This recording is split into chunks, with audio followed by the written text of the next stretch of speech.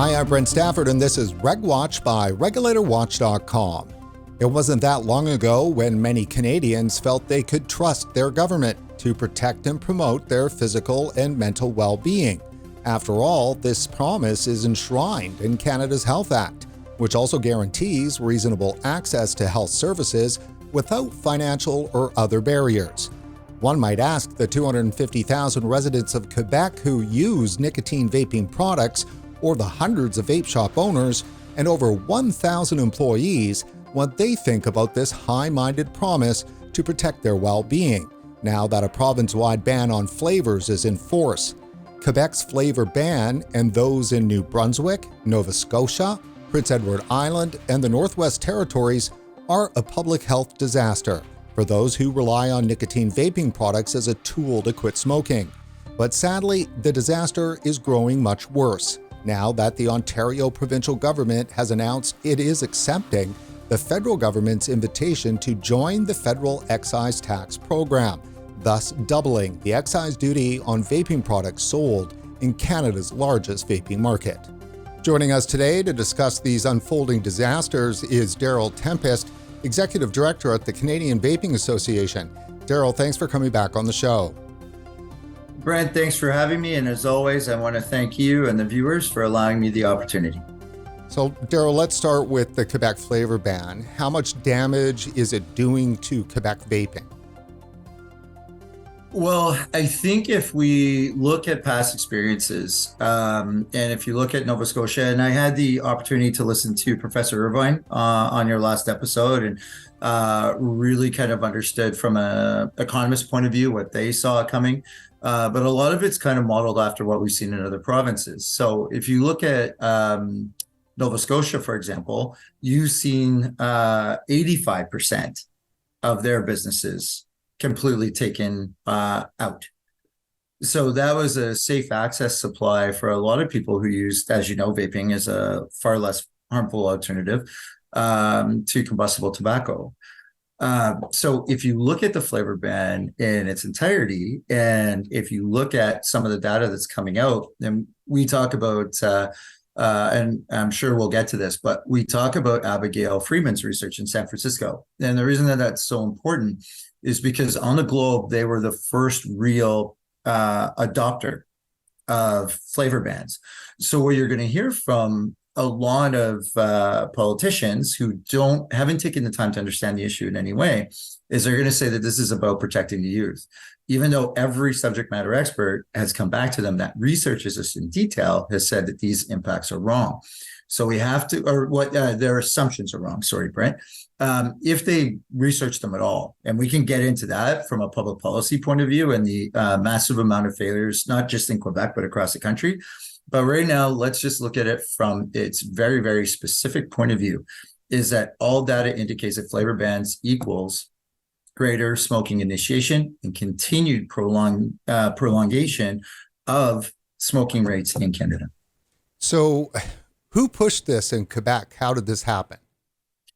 It's a really great question, Brent. And you would have to ask the Premier how this happened. What I can tell you is how the events rolled out. So there was an announcement.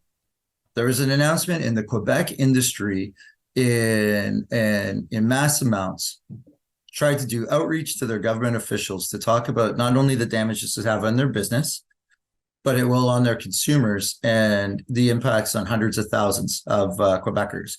At no point was the engagement from the Quebec government, for anyone that I talked to, interested in those particular facts. The only thing they were interested in was banning flavors to satisfy what we like to call body orgs, but cancer, heart and stroke, lung, and other groups that represent nicotine-free Canada. Because that's one of the things you're going to see, Brent. It's not really about protecting public health.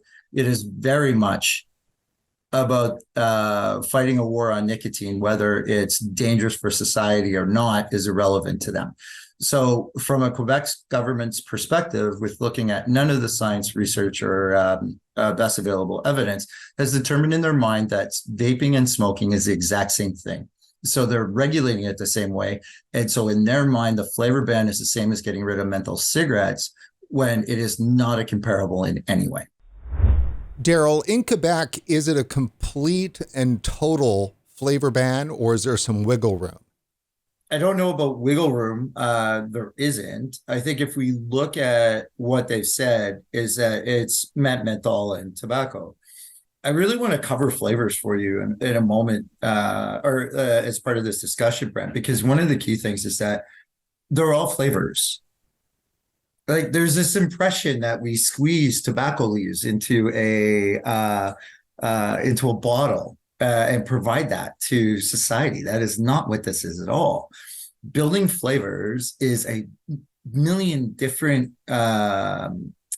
elements that go in to create something that tastes like strawberry or tastes like tobacco.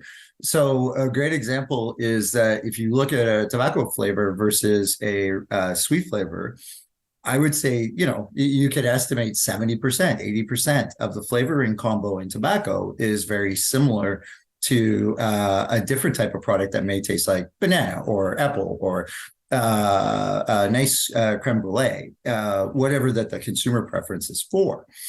So it doesn't actually take out any of the harm. So the next thing would be like, well, strawberry might have 1 billion chemicals, and tobacco, because it's closest to us, only has 1. That's not the case. I think what the challenge here is the government has never taken the moment, and I've been doing this for almost a decade now, Brent, to understand any of these elements to what they're regulating. So yeah, there's 3 flavors, but this is arbitrary as saying strawberry, milk, and popcorn. It's from how the products are made. So it was suggestions by those who didn't have any data to support what could we do to better inform, educate, and protect our youth. So they just picked the whole anti-tobacco playbook without inserting so many important points, like what's the benefit to society? How many quality adjusted years life can we save? And how do we value harm reduction in Canada versus the international pressure that happens in these types of lightning storms, where, if you look at in Canada, 4,000 young people die of flavored alcohol incidences in Canada. No one's died as a result of vaping nicotine in our country. Yet you don't hear about the need to get rid of all these flavored alcohols, which have caused real death and damage to our youth. But this one got caught in this media storm. So if we use that as kind of our backdrop, Brent, there's only 3 flavors, but this product is so easy to make that the black market is going to eat this up. It is a massive market opportunity for them. And we can get into the complexities of the black market, but it comes back to what your question was originally, is that none of the best available science research across the globe has ever supported flavor bans, high taxation, restricting safe supply. This is not part of the international conversation. The international conversation is that all adult smokers have not been considered globally outside of what it appears to be the UK and New Zealand to a great extent. And that's what has to change in these concepts. We made thousands of calls, sent thousands of emails. There was thousands of letters sent in to the Minister of Health with no feedback, no consideration. It was a willful way to ignore what is a very large population within that province, and without any real consultation that would have taken into account the needs of smokers. So there was absolutely no interest from public health officials and politicians in Quebec to work to maybe say mitigate some of the impact of the flavor ban, soften it up where needed to be, or so forth. They just didn't listen. And there's a group, and the Coalition Against Tobacco, and I want to kind of make this one as succinct as possible to kind of highlight what the issues were in that province and then what we're facing across the country. So the Coalition Against Tobacco in Quebec is funded by the government to lobby the government against vaping. What opportunities do other advocates have to bring in fresh perspectives, research, experts? Like even from the New Brunswick Constitutional Challenge, Brent, like, we have some incredible experts that we have access to that we'd love to introduce to the government. All of these overtures were absolutely ignored. Darryl, we just had Dr. Michael Pesco on the show. He is a professor in economics from the University of Missouri, and we discussed a new research paper he co-authored with Dr. Abigail Friedman from the Yale School of Public Health. The paper is titled "The Unintended Consequences of Vaping Flavor Restrictions." Now, this paper and others that have recently come out show that in regions where flavor bans have been implemented, teens tend to turn to smoking, exacerbating the very problem they purport to solve. What do you make of that? First and foremost, I must say I'm a huge fan of Abigail's work. She's very balanced in the way she looks at it. It's just the facts. So she doesn't really get into vaping. She really gets into flavors. So I'll be able to use that as the context because we went to the e-cigarette summit in Washington, Brent, and it was all the major research and evidence-based organizations for vaping across the world. And the FDA was there, Health Canada was there, a lot of main players in terms of North America were there when it comes to legislation. Abigail went to lengths to explain to all stakeholders, including, Brian King, Sonia Johnson from Health Canada, that she was coming out with this. So all those government officials had this data months ago. I just wanted to make sure that was clear because her research is very clear. Is that the thing that parents and politicians need to understand is that flavor bans equal more smoking initiation across all demographics. And it is clearly laid out. It's very black and white and point of a fact. All they're doing with flavor bans is increasing smoking and black market access. And that's what Abigail's research is indicating. So yeah, a lot of other experts as well. I think there was 4 total experts on that study. Those were 2 of the main proponents. But again, San Francisco was the first beta test for flavor bans. So for all of those governments saying there's no data, again, I go back to if I could tell or if I could have one conversation with politicians, I would get rid of everything else and just say, you say it's for youth protection or youth smoking goes up as soon as you do it. There are vape shops in Quebec. There was a vibrant industry there, vape shops, manufacturers, distributors. What's going to happen to all those businesses? Well, like I said, if we go back to our Nova Scotia example, I would project that 80 to 90% of those businesses will be closed within 90 days. Many have closed now, Brent. I'm getting emails almost daily just with shop owners informing me that they're closing the doors, that the flavor ban will not allow them to serve their customers. One of the saddest things I'm getting just from an anecdotal point of view is they also don't know how to tell their consumers other than to order online, which is very easy and the government of Quebec can't stop it. Actually, interesting enough, even past that is there's been a lot of articles coming out of Quebec talking about how youth have very clearly, when interviewed, tell them, oh, I'll just get it online. Like this is a solution to nothing. This is a solution to allow criminals in the black market to sell at places like schools. This is an opportunity for other provinces to try to serve this market to make sure that these consumers get the products that they need to stay off of combustible tobacco, which means that they're going to lose jobs and economic opportunity. Lastly, they lose complete control over their own distribution system. So to your point, what's going to happen to the vape shops is that they're going to close, and the only legal opportunity to get vaping products is from tobacco-based companies that mostly sell in convenience store channels. So if the Quebec government's idea was to support, say, like Imperial, which is Buse and those types of products, which also have many offices and employees within the province, then they've done a terrific job. If their policy was to look at how to reduce the harm, death, and disease and healthcare costs in their province, this would be a ridiculous premise that absolutely has no basis in fact. And one of the last times I was on here, we had already started some legal pathways in terms of being able to challenge this.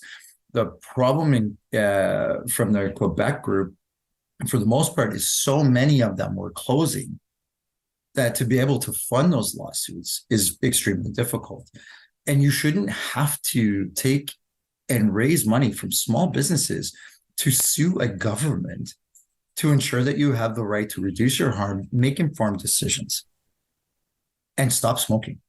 So I think that kind of summarizes a more complex view of what's happening within the province, Brent, to try to give your viewers a good sense of the challenges of simply submitting best available evidence and getting a response to best available evidence. You know, Ian Irvine, professor of economics from Concordia University, in our last episode, he made a very interesting point. You know, flavors don't seem to be a problem for cannabis in Quebec, but of course, all flavored cannabis is sold through the provincial government. It's not a problem for flavored alcohol, but all of flavored alcohol is at some point sold, you know, through the provincial government. So maybe the issue here is that nicotine vaping products, because it's dispersed across a commercial industry of vibrant small business owners, maybe part of the disgust that Quebec politicians have for vaping is rooted in the business model. One of the main things that I've learned as part of this journey was prior to vaping, I didn't know the amount of disgust that people had in this country for smokers.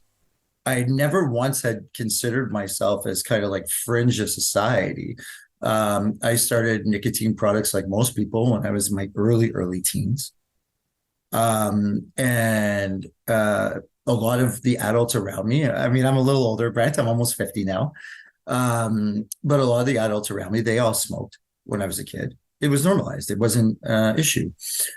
What we're seeing now is, even with the amount of misinformation that's being given to kids in our schools currently, where it's like popcorn lung. Let's just talk about popcorn lung. There can't be a politician out there in Canada right now that doesn't understand popcorn lung is not a thing unless they've never read one of my emails. This is over 10 years, one of the things that we really just continually reinforce with politicians all the time. My kids are all learning about popcorn lung and vaping in their schools. Okay. So I'm not going after the education system or anything else. I'm saying that what I've been able to tell was some really, really good things that came out of it, which was kids coming home and saying, I don't want to vape. My kids came home and said, I don't want to vape. They heard all these scary things. And that's what happened with smoking. Remember, Brent, in the 80s, like, it was just suddenly society started to really embrace the fact that this is going to kill a lot of us. And I find it interesting because over the past 48 hours, some really good details come out in Canada about smoking or cancer rates going down. And we can try to say smoking rates have gone down in this country like crazy with the advent of vaping. It's 1 million Canadians. It's 1 million Canadians who chose vaping over smoking. Whether it was the vast majority of them, Brent, that were former smokers, or, you know, I'm not going to pretend that some people are just picking up a vape and using that as their first initiation with nicotine. But what they're not doing is smoking something that absolutely gives cancer to 1 and 2.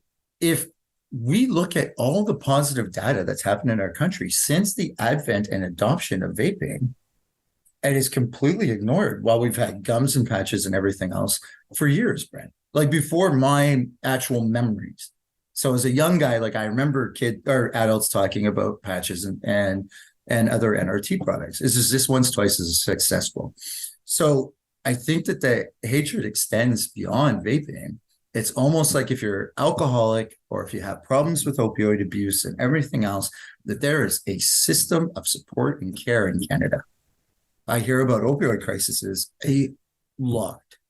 All I hear about vaping is the same stat of percentage of experimentation from 2018, from interview to interview to interview, without covering any of the aspects of the positive developments that vaping has brought to Canadian society, and is perpetuated by prohibitionists such as Andrew Cunningham from Cancer. Rob Cunningham. Oh, Rob Cunningham, thank you. I've heard that a bunch of the vape shops in Quebec might be considering, you know, reclassification into convenience stores. What would be the impact of that? Well, it's a unique situation in Quebec. So let me get through that part first. Is that under the old, well, it's still there other than the flavor ban, but there's three types of licenses in Quebec. One is for vape shops, one is for convenience stores, and then they have one in between, which is a hybrid type of environment. So they're flipping to that. And it's been mentioned a bunch in the media because it shows that again, it reinforces that these policies aren't thought out. So what a bunch of the shops there are selling water. And in that water, you get an opportunity to buy some flavoring for it. Water soluble that goes into water. What is in all vaping products? Water soluble food flavoring. And it's through the media reports is that even the government there is like, yeah, listen, we know everyone's going to buy it online, and we know that that they're going to sell water soluble flavoring as much as they can, and that the black market is going to increase. But as long as people don't get mad at us on the local 6 o'clock news, that's as far as the depth that we want to get to in the issue. So they acknowledge, just from their own limited view, what the very serious limitations are of this policy. What they didn't go into was the very real threats to society. Because the first kid, and I mean this, and I hope every government listens to this one statement. If there's a kid who is hurt by an illegal vaping product in this country, that government is going to be in very serious challenges as it relates to how they looked at this policy. Because that health issue is most likely going to come from the black market. Like, I can't tell you what everyone puts in the product, and recalls and things like that. It happens over pharmaceuticals, food, even things like pillows. But in this case, it's so very obvious because we have the pathway that happened in the States with the THC cards. But where do you see that acknowledged by any policy by government, that we think that this will ensure that the black market doesn't thrive and puts dangerous products into our communities? Yeah, you might be a little bit more hopeful than me on that. I think that they will be able to effectively blame the vaping industry that doesn't even exist legally in the province. What vaping industry? So you look at taxation across these major provinces, you look at the flavor bans across several provinces in this country. They keep telling everyone that the vape shops will be around and they will be age restricted forever and ever and ever on tobacco, mint, and menthol. Except for every time they go to tobacco, mint, and menthol, all those age-restricted stores close. So either they're willfully, like like a lot of the anti-vaping advocates, they willfully ignore and misinform misinform society, or even maybe more scary, Brent, they didn't look into that issue at all. But they just decided this policy runs well. It'll get me really good positive press here into the fall. I'm early in my mandate, so I'm going to show in Quebec that I'm taking action to protect youth, and do it on the back of a napkin in 2 weeks, and impact 25% of when it comes to non-tobacco sales at an estimated $1 billion. So that's $1 billion worth of revenue at 25% of market share within the province, 30 on the outside, of products that are keeping people off of smoking, getting them out of our healthcare system. Right? You're talking about a province, and if you look at the what Health Canada put out for youth vaping rates, and I'm sure we'll get into this one soon too, but let's look at it in this context. Every province except for one that has flavor bans and excessive taxation have the highest youth experimentation rates. In the provinces that don't have such regulations, they have some of the lowest experimentation rates from youth in this country. So from a public policy point of view, does it not make sense to say more regulation puts my youth at more risk? And that's what all the data tells me, because it's what all the data tells me. Well, to be quite frank with you, I'm really tired of talking about youth. So this whole, But what we're talking about here, Brent, is forget the youth in terms of what we've dealt with over the many, many years that we've interacted, talked, shared, not only just data, but stories about successes of friends that we know that got off of smoking. So let's put the youth in the context of public policy. because I think a lot of viewers would want to hear, well, you just tell them, right? You know how many times I've heard that in my career? Darryl, it's important to note that here, look, they're coming for your rights if you're a 22-year-old and decide to pick up a nicotine vaping product and use it recreationally. They're coming for you and those rights. So this has nothing to do now with teens and underage people anymore. The government has switched, and so has the media, to being focused on now the age of majority people. 20% of youth between 20 to 25 have decided to pick up a vaping product. Why should we care about that? Those are adults in a country where vaping is legal. And by the way, in the last 4 or 5 years, federal government is quite happy having anybody who's age of majority, who's never smoked a joint before, to pick up a cannabis habit. So how come that data is not being called out with the same venom that this is? Well, you would be amazed of how much data is provided to government officials, but it doesn't have the pressure. So you and I have talked about campaigns a lot over the years, right? Like the vaping community took action when it came to the federal government. The community did take action in Quebec, whether it was accepted or not. New Brunswick did. Nova Scotia was very active, like politically, getting to their MLAs, really opening up the doors. That still didn't change anything. That's why the New Brunswick case is so important when it comes to flavor bans, is we got to get that one through, because this is as far as we've ever been as a community, Brent. We're at the King's Bench now. Depending on how that goes, there will be applications most likely to the Supreme Court. And that's something that you and I have talked about a great deal, because it resets how you view this important category. I think the reason that I brought it up, because I'm as sick and tired. If it was just me and you talking, I would say to you, I don't agree with you either. But in my chair and in my desk, my job is to make sure to put together the pieces in terms of public policy arguments. And the public policy argument here, and it should scare a lot of us, is that there was absolutely no research done on such a major decision. What other decisions were made that had absolutely no backing to why it was implemented? So again, it goes to a lot of the failures of public policy that we're seeing, not just in underdeveloped countries, but even in G7 countries like Canada. So how big is Quebec to the total Canadian vaping industry? Is this going to have an impact? Oh, this is going to have a massive impact.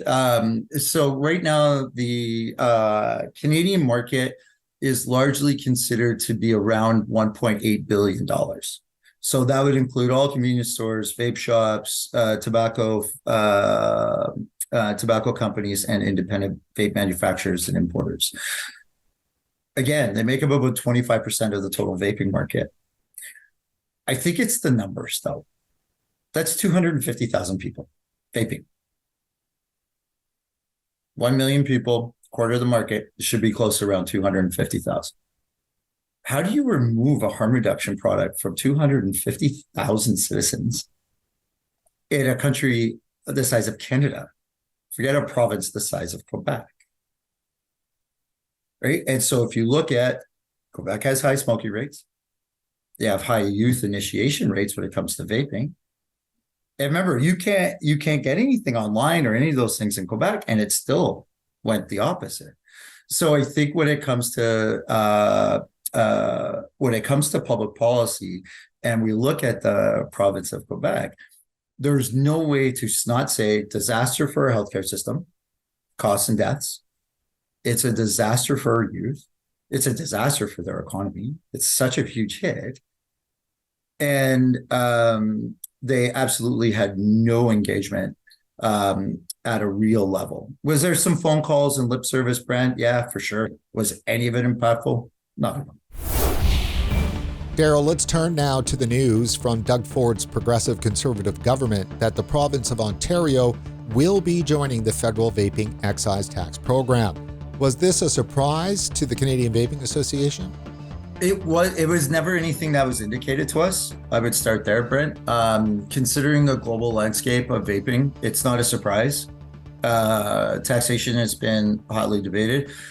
Outside of consumption tax, HST here in the province of Ontario, there was no specific taxation really that was around nicotine vaping. The problem is with the output. So engagement with Ontario has been very high. I think they're going to look at this at great depth. I don't think that they're just jumping off a cliff, Brent. So to give a lot of people some good hope here, this is going to be a very purposeful process. You also have certain amendments and changes that have to require at the federal level in order to marry those two programs. So it's going to take some time. In the fall economic statement that just released a couple of weeks ago, when they announced that they were joining the program, the Doug Ford progressive conservative government said they started it off by saying with research that basically said that teen vaping leads to teen smoking. And then another point that they then made is that regardless of age, 1 in 6 people who are non-smokers who vape will turn into smokers. And this is it's just so mind-boggling that they would just use those kinds of stats to justify this tax, especially if this government is knowledgeable about the vaping industry. Knowledgeable is a low bar compared to most governments. I would have to say that not as a criticism of the Ford government, but just the overall understanding of public policy around vaping in its entirety. What I will tell you there is that most likely that verbiage was given to them by a trusted source, Brent, and one not just trusted by government, but I would think trusted by society. Where I really want to give hope is that when we address those statements by this government, as we continue to address those statements, it wasn't radio silence like it was in Quebec. It was acknowledgement. Oh, that's interesting. So what was the other research that you think you could point us to so we can understand why those aren't the facts? So you can see the difference even in my energy from when we first talked about Quebec, where I'm like, Brent, like we will all move together and try to address this, but I held little hope. In our context with Ontario, I hold a lot more hope that this government is going to go through its analysis prior. Because one of the opportunities that can come out of this lack of understanding about the impacts of taxation on smoking rates and on this industry is that given the opportunity to work with Doug Ford's government and given the opportunity being successful, to have them help us engage with the federal government and other provinces could create an opportunity to have a far more even legislation and regulation across this country so that entrepreneurs can invest their capital to make sure that consumers have access to these products to reduce their harm. So in a nutshell, Brent, I feel far more like I have a real opportunity to address the weaknesses in their statement as opposed to legislation that they passed at this point.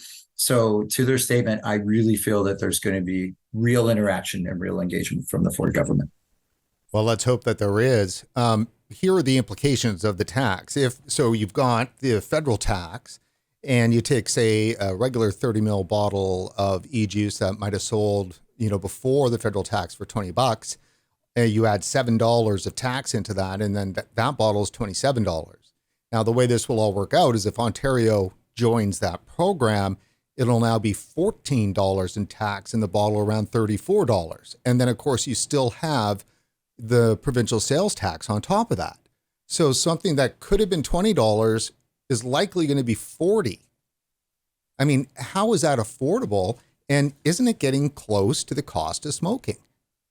It is. It's closer to the cost of smoking when it comes to 2 mil capacity and under. When you look at how much vaping product you get versus how much you'd smoke. But here's my question that I'll give you, Brent, or make it more of a statement. In Ontario, you can go into a shop, convenience store, and you'll see a big board. And it'll give you estimated price on premium cigarettes and an estimated price on value cigarettes. So apparently Strawberry vaping products is an enticement to kids to vape, but saying, we have really inexpensive brands of cigarettes for people to consume, but that has absolutely no appeal to youth, right? They don't walk into convenience stores right above the candy bar station and look up at the clerk, do they? So to kind of really dig into to your point, is that it's still an issue where vaping is considered smoking, because in that they have taken the steps that they thought were important, which was to tax it, to decrease the adoption, because in their mind, I'm not saying in the government of Ontario, but much of the feedback I've gotten across this country is that as soon as they buy a vape, they're going to smoke. That is so clear in their mind. It's so ingrained, and it's been told to them every time they turn on their evening news or have a conversation with a parent who's misinformed in their communities. So it's a lot of pressure and it's a lot of information when you're just trying to get through. So as it relates to the damage that taxation will do at a $35 bottle, is that would you be willing to ask the question when you're buying a $15 package of cigarettes?